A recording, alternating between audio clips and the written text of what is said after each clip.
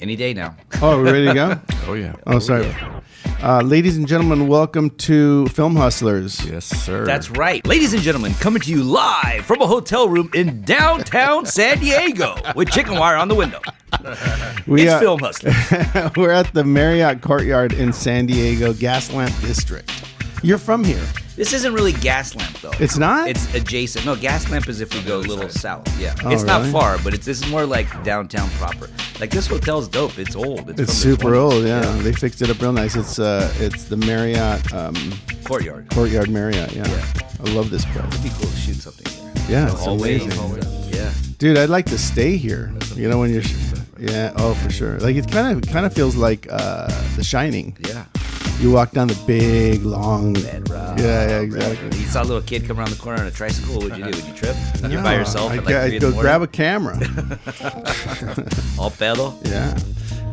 But anyway, we are, just to give you guys a little history, we are here with Beautiful Darkness, the film that was directed by Rod Rinks, written by Rod Rinks, produced by Dave and myself. And we're at a film festival called the San Diego Short Film Festival. Yeah. What's the guy's name that runs it? James Kirby. James Kirby. James Kirby. You know, James Kirby's been in the Army, like, I don't know how many years, but he just retired and he decided to start a film festival. So if you're out there listening, you can start a film festival. It doesn't matter if you know about film or if you're a filmmaker or whatever. It's a very classy film festival. All the film participants are here with their movies. We had a meet and greet yesterday. Which was fun. I've never been to one. Yeah, that was very cool. I always kind of like thought, those are like, you know what I mean? Yeah, but actually they're pretty fun. They are pretty cool. I mean, you do get some people who talk your ear off, and they're talking nonsense, and you just kind of like leave them for Roberts. And like Dave and I kind of walk away. Well, you People know, hold their own TED Talks. Some people hold their I own had TED Talk. I had You a did. couple of TED Talks. I don't want my wife's gonna get mad, but yeah, I did. You got up on your soapbox. You're like, listen, over at Netflix. This is what we're this doing. is how we do it. Well, that's not. You know, the funny thing is, a lot of these people also had shows at Netflix. They had they were the writers on other big shows. You know, there's some people of note. But these festivals are about art, right? Like you make your piece of art and you go and view it. Doesn't matter if you shot it on an iPhone or if you shot it on film, like you shot on film.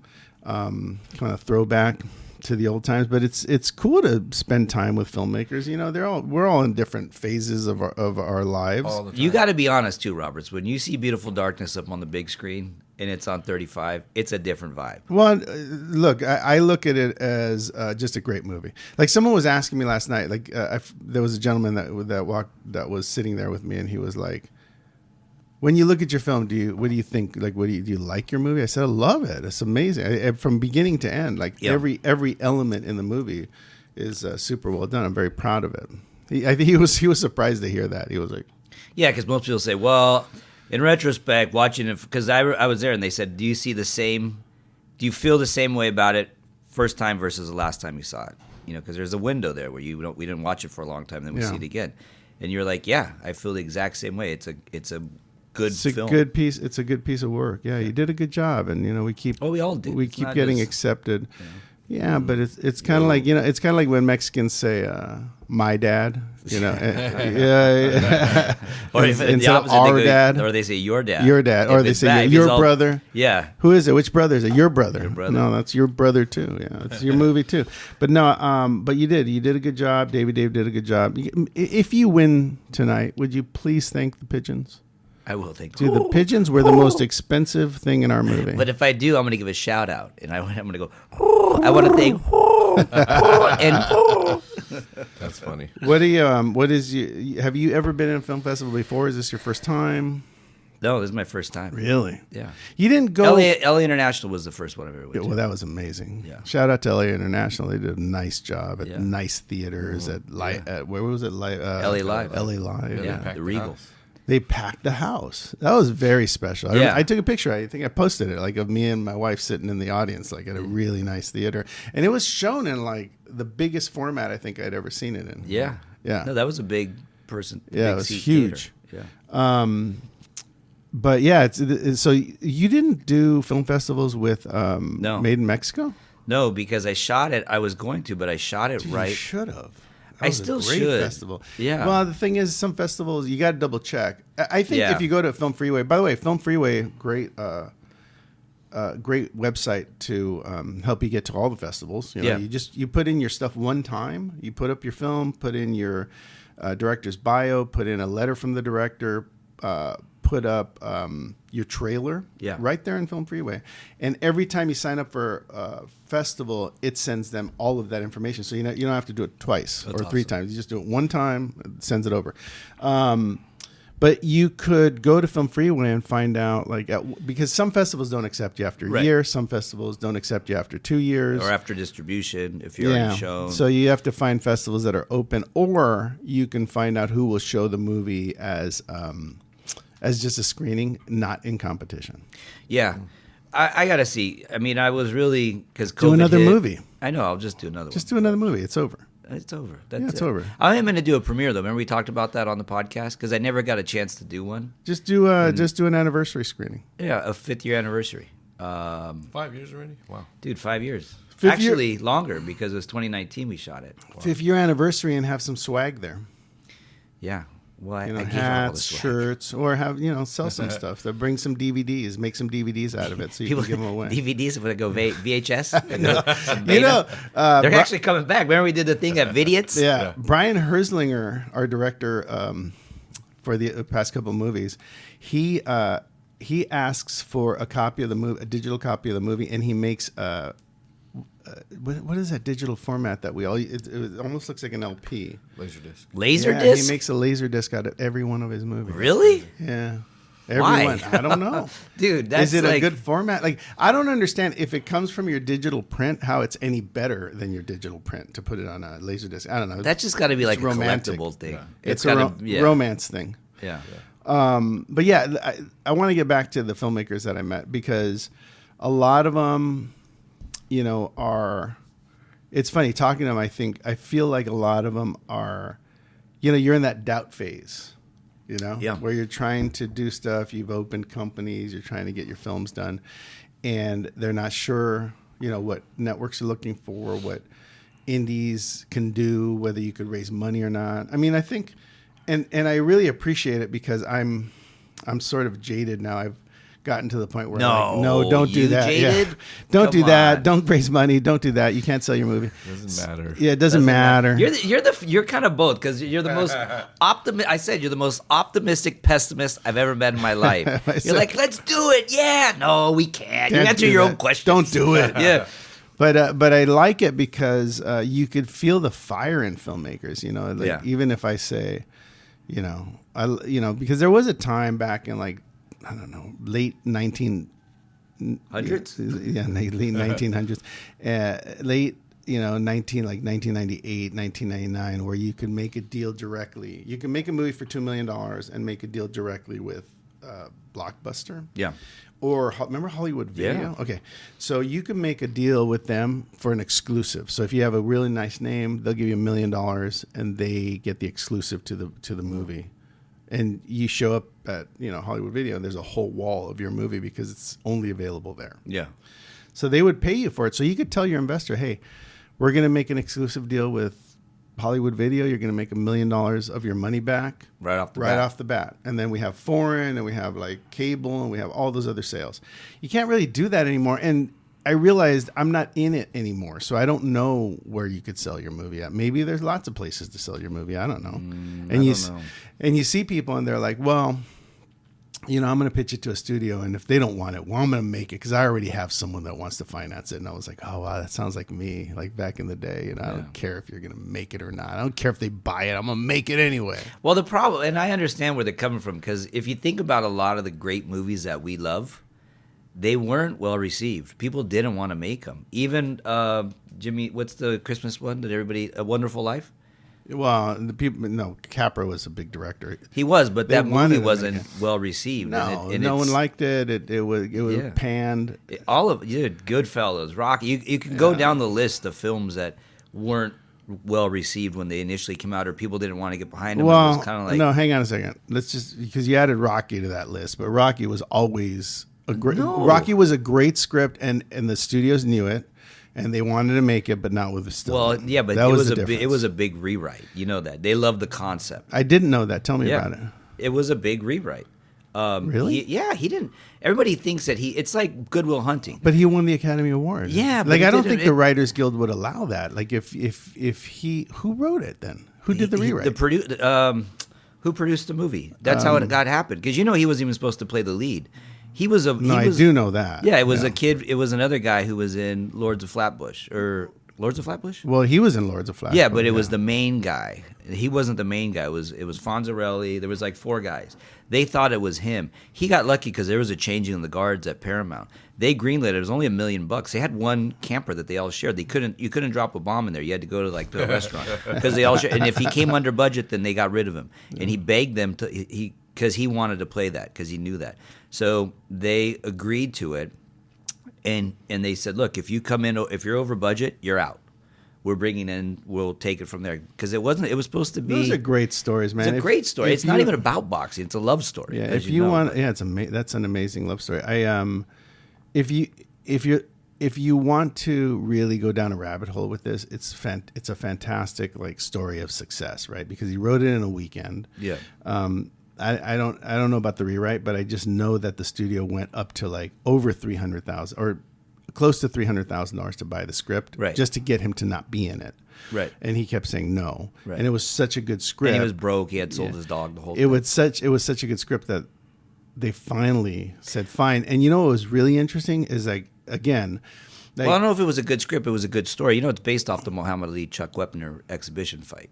No, I didn't know that. Oh, yeah. No. So Muhammad Ali fought this guy named Chuck Wepner. Oh, I do remember that. I do remember the fight. Yeah, and Chuck Wepner dropped him. And then Muhammad Ali just beat the crap out of him. Chuck Wepner was just a mob enforcer. But he boxer. went the distance.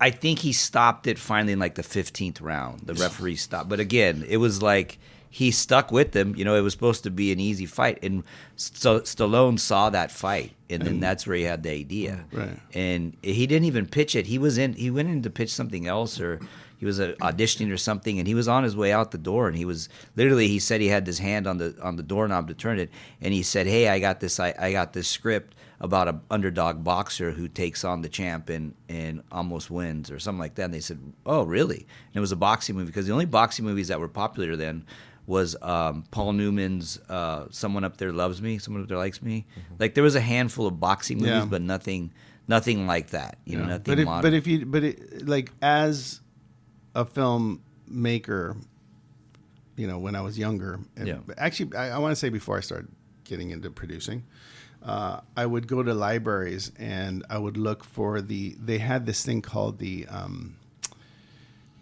scrapbook, movie scrapbook. Yeah. So every movie that got made back in the day, they would make a movie scrapbook and basically tell you the story of how it was made.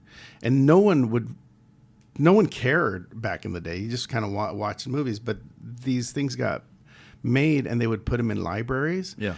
And I would go find them and like they have a Rocky scrapbook where it explains all of this. Clearly they leave some details out, right?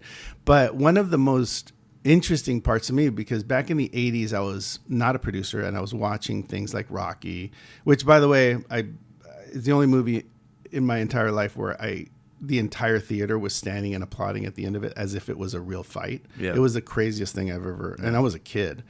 But what I found really interesting about the scrapbook is that they talk about, so John Avildsen directed it and he was a very difficult director. So in the scrapbook, it talks about how they were like, fine, you get to be in it. We owe John Avildsen a movie. Yeah. Give John Avildsen the job. He's super difficult, right? Give him $1 million and let's just see what happens. So John went and made that, and he turned it into. He did. He turned it into that movie. He used a very unknown composer by the name of Bill Conti. Yeah. And again, John Avildsen had great taste, dude. That's one thing that John Avildsen had is amazing taste. He was a great storyteller, but he had amazing taste, right? So he hired Bill Conti, and I don't know that Rocky is Rocky without that score, to be honest. I think, I think it's a very, very emotional and great movie, but without that score, like that very solemn, distant, cold score, and to have a love story work in that kind of atmosphere is amazing. I love that we're spending so much time on Rocky, but well, it goes back to filmmakers. Yeah, that's where we're coming from. Yeah, but then I followed John Avildsen because there was this other movie that was like breaking records, $100 million made in theaters, this sleeper hit called The Karate Kid. Yeah. So I went, and I didn't really look at directors that much. I just watched movies and see if I liked movies. But I decided, you know what, this is really interesting, this movie, right, about this kid who becomes like this champion karate guy that wins this tournament not knowing much. So and I look at it and it's John Avildsen. I'm like, John Avildsen directed Rocky, then he directed Karate Kid, and they both were sort of the same interesting story. But Avildsen was amazing, dude. Yeah. And I think, oh, by the way, Conti also did the score for Karate Kid. Oh, there you go. Which is You're amazing. The best around. I think he did write that. You know, I think he did write that too. Yeah. But even going back to Rocky, that was the first Steadicam. Like, it was all underdogs because I don't think Avildsen, wasn't he in? He was like in director jail, or he was in trouble. Yeah. Yeah, he was in trouble, and so. But they owed him a movie. They owed him movies, and they gave him that because it was like, that's it. Yeah, and then the Steadicam stuff, they had never done that before. That DP. Oh, the running? Yeah, he created that. I wonder if they laid track for the one where he's running in front of the docks, because no, it's a long and it was run. It was no, they were in a car and it was all guerrilla. Oh, really? It was all guerrilla. That's awesome. It was like when he's running through South Philly and those people are turning. It's one take. Mm-hmm. They had they were leaning out the back of the riot. Yeah, they had no time. They had no time. They had no permits. They had no money. It was made. It was like a indie, and that's why these filmmakers all say, like, including myself, well, fuck it, the studio doesn't want to give me money, I'll do it myself. I could make the next Rocky, but it's a little different. You know what I mean? Can you? Maybe. I'm not saying your film's not, but all that I'm saying is, like, it's like lightning in a bottle. You know what I mean? You have to have something real special. Nothing, as you like to say, high concept. Dude, I was talking to someone at the film festival. We're getting back to the film festival. San Diego Short Film Festival. And they were like, I said high concept, and someone was like, what is high concept? Like, what is it really? Yeah. Did you hit him with the Jaws or Jurassic Park? What is it today? What is high concept today? And I think like for me, and I think there's varying degrees of what a high concept idea is. But of course, I hit him with Jurassic Park, you know. But I also was able to hit us with the Jurassic. Imagine Jurassic Park doesn't exist, and you walk into a room, and you're like, "Hey, can I pitch you this idea?" Sure, do it. Okay. A scientist extracts DNA from a dinosaur bone, uses that DNA to create a dinosaur, like a Tyrannosaurus Rex, then realizes, I can do this with the entire species, then creates a zoo to put them all in. They get out, start eating people, and that's your movie, right? So that I haven't timed myself, but I'm guessing that was 10 seconds. That was your pitch before was a lot quicker. You kind of was even faster. It was right? quicker. Your pitch before was. I added something to you that. Added. You said because before it was a dinosaur. Scientist extracts DNA and creates dinosaur, then creates a zoo for all these dinosaurs, and then they get out. And all hell break. They escape. You know what? What I added? I added Tyrannosaurus Rex because I thought it would give people a visual, and they eat people. Yeah, and they eat people. But they do eat people. Yeah. But that's a high concept pitch. If you have to tell your story because like the ant then gets together with the guy, and then you go back in time, and then he knows her. You see when you lose them too. Like when you're pitching someone, it's you lose hard, them. Dude. Yeah, it's hard. You see when they're in, like if they're looking and listening. Yeah. But then when they start to look away, or you lost them. I think what's interesting about film festivals, and it's exciting for the future, is that you get to practice. You get to put your movie in front of an audience. And James Kirby, which I find inspiring, he is open to all formats. So when he watches a movie, even if you shot it on your iPhone, it can get into this festival. Yeah. And there's lots of festivals around the United States, around the world, that would let you put in your movie no matter what you shot it on. Yeah. So there's no excuses anymore, right? No. And just to go, way back, Robert Rodriguez, when he first started, would shoot on, any format. Let's just assume that you're doing a movie for $35,000. Yeah. I would keep $10,000 and then just pay people off that have large followings on Instagram to promote wherever you sold it, because you can't count on anybody. No one's going to do that. I don't know why people don't do that. Like when I did the Johnny Porcher story. Now, granted, we wanted a much bigger sale for that movie, and we all do. That's the whole point, right? You want people to buy it, and everyone to make tons of money. Now that one was a little difficult, so I had to put it out myself, but I did. The investor did put up $7,000, and we took that money and we gave it to people that are influencers. You know what's really interesting is that David, if you know the guy that's an influencer, has like 4 million followers. He's a friend of yours. Oh, the blessed one. The blessed one, sorry. So the blessed one, I emailed him because you knew him. Right. I texted him. Right. Or DM. You slid in the DM'd DM. him. Sorry, I DM'd him.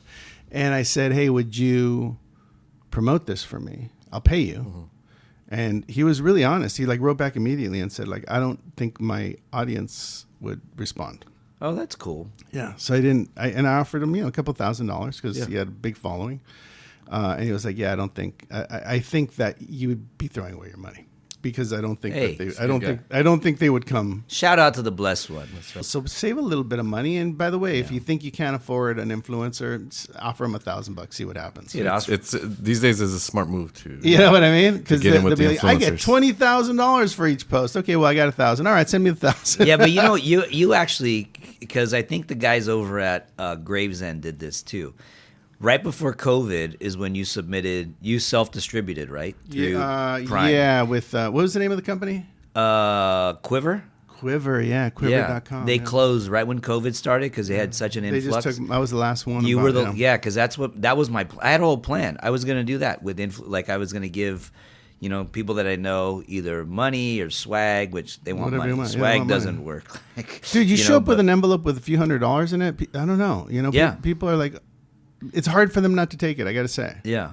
But even that, I would take it. Even that route, like you're saying, but you can't self-distribute anymore. Everything has to go through like a distribution. You can't put it up on Amazon. Well, Prime that leads me to the next thing. So if you're making movies and you want to get distributed, there is, that's the issue with indies, right? Is that you do an indie, you want to distribute it properly, you make a deal with a distributor who's like, yeah, it's all right.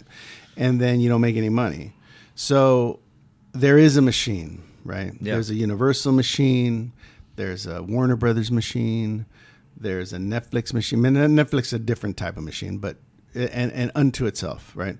But there is, if you put your movie into a machine that has deals all over the world, that whatever you give them, I think everyone can relate to this. You ever watch a movie on a channel and you say, they're making that shit and they won't pick up my movie? Have you ever said that? Yeah. Of course. Yeah, okay. Everyone has said that. You know why that movie? Because it went into the machine. Yeah. They put it into like a little hole and it went and got distributed all over the world. They don't even know where it goes because they have all these set deals with everybody. Yeah. So if you can sell your movie to a machine, then they pay you because they know how much money they're going to make. So if I pay you $100,000, I know I'm going to make $3 million just based on my machine. Yeah, I can put it in. I know where all those things are going. So a lot of these countries make deals with Warner Brothers and Universal and Lionsgate that just say like, you give me product, I put it on, I pay you, and that's it. I like that. That's how it works. You like that? You give me project. You give me project. I put it in my machine, and it goes out, and I give pay you money. Yeah, you give me movie. Yeah. But that's the problem. Is that if you aren't part of the machine, then you can't get the full distribution, right? So you have to continue to try to get your films out. But at the end of the day, it's about art. It's about building your reputation. It's about doing good work. Yeah. You got to keep doing good work, and you have to make sure that you, whether it's on an iPhone or not, it's on DV cam. I mean, look, we shot on film. No one shoots on film anymore. You could consider that. Ron Howard does, but does he? I think so. Some people do. Yeah. But that's a machine. Yeah. That's running the machine. Yeah, he's running the machine. Motor. Yeah. But yeah, you have to keep doing good work. You have to keep putting it out. And eventually someone walks up to you at a film festival and says like, "Hey, let's do a movie together." Yeah. You did a good job. You've been consistent. You did Made in Mexico. You did Beautiful Darkness. I can see your growth, I mean, all those conversations are real conversations. You have to believe they can happen. Yeah. But if you keep doing good work and you're confident in that, you can, you can make a big difference in your career and people can really dig it. I'm going to direct one of the Christmas movies. Hey, take. If you want, look, if you want, it can happen. I think that you also look for low-hanging fruit, right? If your friend's making Christmas movies, figure out how to make a Christmas movie that makes sense within my machine, and anything can happen. Yeah, true. I wanted to talk about extrememusic.com because last week or the week before I did that example, and I think I used 2 instruments instead of 1. So I want to do it this week. And I want you guys to listen carefully how the instrumentation on this first piece is going to be full, and I'm going to try to narrow this down to 1 instrument on the second song, because I really want you guys to hear this automation that they have, because it's pretty amazing. And I'm sure other companies do it, but I think they do it extremely well. Mm-hmm. So you see what you did right there? extremely.com.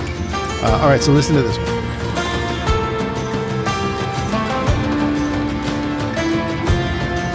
Right, you feeling that? Wow. It's like it's deep. It's got moving tones. Yeah, that's like moving. Okay. Like like something there. So, and this other piece now is with only 1 instrument that is automated right in their system. You could make it fit your scene. Same song.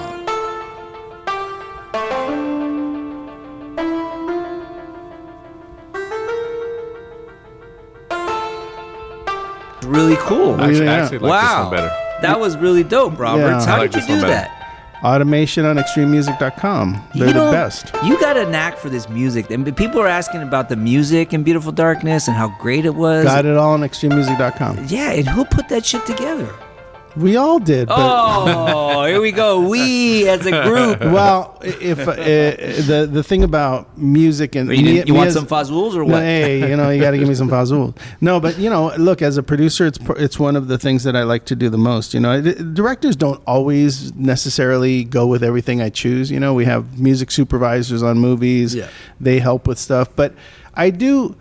I know myself, and I know that I spend probably more time than anyone else would listening to music and trying to fit the right songs into the scenes. The other thing that's really useful for me, and if you're a producer, you could do this, or a filmmaker, take your movie and put it into iMovie without music. Yeah. And then when you find songs on extrememusic.com, you download them, put them into iMovie, move them around, and put them in the scenes and see if they work. Mm-hmm. Oh. Because otherwise, there's no real way to know for sure, right? Yeah. You're just listening, and then you're thinking, does that fit?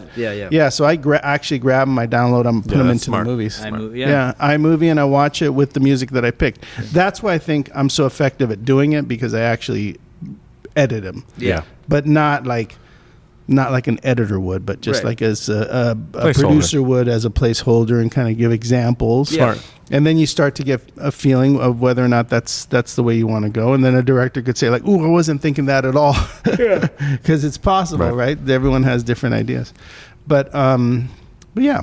Well, we kind of, I don't want to say butt head, but we had differences on some of the music choices that you were giving in Beautiful Darkness, but we figured it out. Yeah, extrememusic.com, they provide everything you need, and they give you automation. They give you, hundreds of thousands of different kinds of songs and different feelings, different genres. Yeah. But check them out. Because you could really go down a rabbit hole. I did that the other night. And you could just type in like whatever you're feeling, your whatever you wanted, all this stuff pops up, and then you start listening. Yeah, and then you keep going. And within the song, like if you punch in, let's say drama, and it brings up a bunch of dramas, and then you click on a song, and it starts to play that song.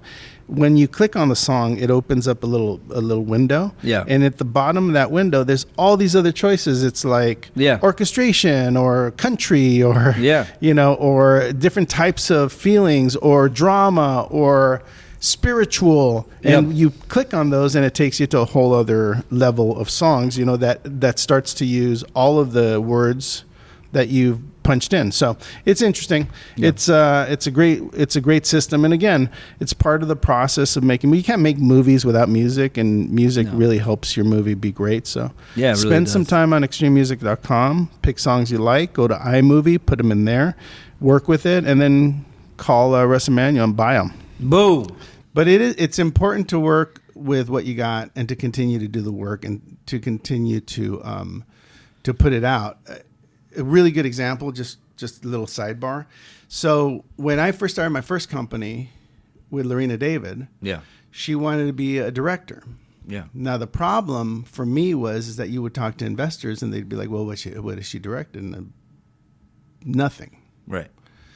So she decided, along with our company, to do a series of shorts, comedy shorts, and she shot them. I gotta find them because they're so great. She did these comedy shorts, and they were so good that I was able to use those to get her first directing job. Oh, nice. Yeah. But like that was nothing, right? They were spoofs. Yeah. I think that one of them was a spoof of The Sound of Music. Okay. But Ebonics style. So it was very, very funny. Hey, Now that's concept. racist. Yeah, that's racist. It was. I couldn't do it now. You can't do it. I'm talking about 1990, 98, 96. Can you do Tropic Thunder today or no? No. It's too bad, right? Because that's like, He was didn't he get great. nominated for Academy Yeah, Award? Yeah, he he did, did. right? Oh, wow, can you imagine? But yeah, so do the shorts. Yeah. Show them to people. You know, they might say like, you know what? You showed real talent in that short. Yeah, it's a stepping stone. It is a stepping stone. Yeah. Don't think it's not. You know, and don't expect a certain result from it. Just put in it the work. out. Put in the work. Put in the work. Yeah. Put it out. Let people see it. Let the chips fall where they may, Yeah. and I promise you they'll fall in a good spot. So Speaking of Christmas movies, Roberts, yes. you had a Christmas movie that did okay, right? I did. You know, we haven't talked about it. We have like the last show I did was with Tommy Harper, so I couldn't really talk about my movie. By the way, Tommy Harper, go listen to the Tommy Harper podcast. It's a great one. Yeah, what a dick. Why don't you invite us? Because it was during COVID. No, I'm just kidding. Because he wanted to do it at like 10 in the morning, right? Yeah.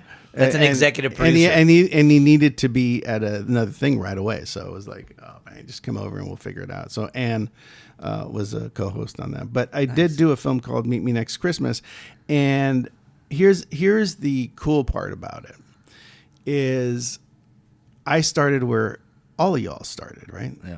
It's doing doing small movies, not going anywhere, festivals, raising money for my own stuff.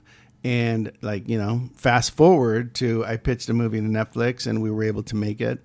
And it's called Meet Me Next Christmas. And then here's the other bonus, right? You put it into that machine and this has nothing to do with me. So I don't want people to think it's not like, I'm not bragging about this. It's just what it is to put it into the Netflix machine. It was top 10 for a couple weeks, 79 countries. It was number 1 in the United States for 2 weeks. Nice. It was also in number 1 in 42 countries. Wow. So that's an amazing thing. But again, mostly to do with the machine that is Netflix. And they only made 4, right? You said Netflix. They made 4 originals. They did Hot Frosty. Yeah. They did the Lindsay Lohan movie, and they did Merry Which was Gentlemen. Did you like it? Yeah. Oh, some people like it, some people don't like it. Yeah, I thought what it was did you pretty- like about it? I liked her to see her back in her element. So you're a fan then. That's cool. Well, I love that. anyways, I used to know her back in the day. Oh, really? To see her now, yeah, it's like she crossed the bridge. Yeah. Dude, Like David- matured. a little David bit. Abe be knowing fools. Like you get with Shia LaBeouf. I You see the saw pose? that. Is that recent? Is that a recent picture of you? Yeah. By the way, if you want to see Shia LaBeouf and David Dave, go to his Instagram. Yeah. Well, Meet Me Next Christmas is about a hopeless romantic played by Christina Milian. And she is in a relationship but meets the perfect guy at an airport while she's laid over. And they spend 3 hours together. He asks her, what would you be doing tonight? And she says, I'd be at the Pentatonix concert with my boyfriend, which I'm at every year. So he's like, who's Pentatonix? So she introduces him to Pentatonix at the airport.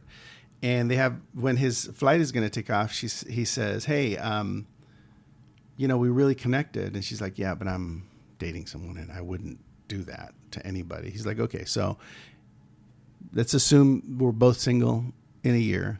Since you turned me on to Pentatonix, let's meet at the Pentatonix concert if you're single. She's like, okay, but it's probably not going to happen. She's like, okay, no names, no social media. Yeah. Let's leave it to fate, which is perfect because she's a hopeless romantic. So a year later, she gets broken up 3 days before Christmas. Boyfriend cheats on her, and she's like, "Wait a minute, Airport James. We were going to meet at the concert, Pentatonics, and I go to that concert every year." And her friend goes, "Perfect, just show up there." She goes, "That's fine, but my boyfriend, who's no longer my boyfriend, wanted to go see Macklemore, so we did not buy Pentatonics tickets this year."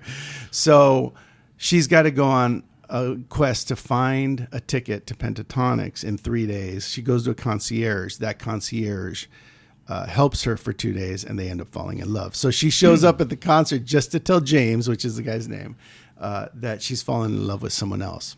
And that's the whole movie. But how does she? So she's just gonna walk around the stadium till she to the arena. Well, no, Do they have they get a ticket.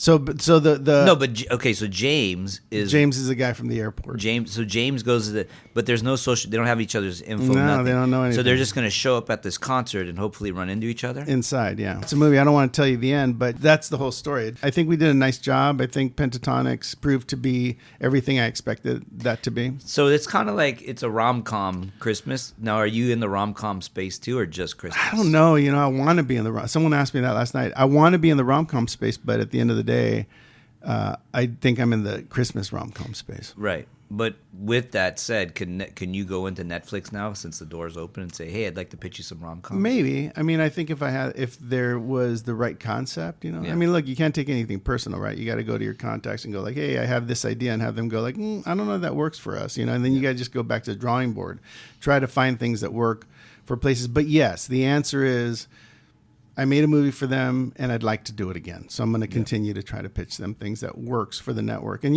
I mean, they had Hot Frosty this year. They had Merry Gentlemen, which kind of moved the needle for them. So now I got to find out what they're looking for next year or to 2026, because based on what was successful for them this year. So, my ideas matter less, and more matters what the network is now doing and looking for next year.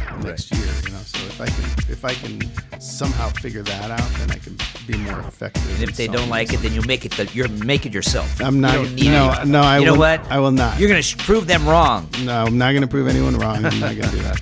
But anyway, thanks for asking about that. I'm really proud of that, and hopefully, next year and the year after, there'll be more films to look at. I also did Mario Lopez movie, Once Upon a Christmas Wish, which you guys starred in. You guys were in. Had supporting roles, and the Penavega movie. That one did well, right? Yeah, Get 'Em Back for Christmas did really well. So yeah, we'll see what happens next year. I'm planning on doing some things that are not Christmas, but I love the Christmas space. I'm gonna keep working at it too. Danica 2. Starring Marissa Tomei. Oh, again. dude, Marissa's so great. Dang. All right, well, let's go. We're going to get back to you guys because we are at the festival now.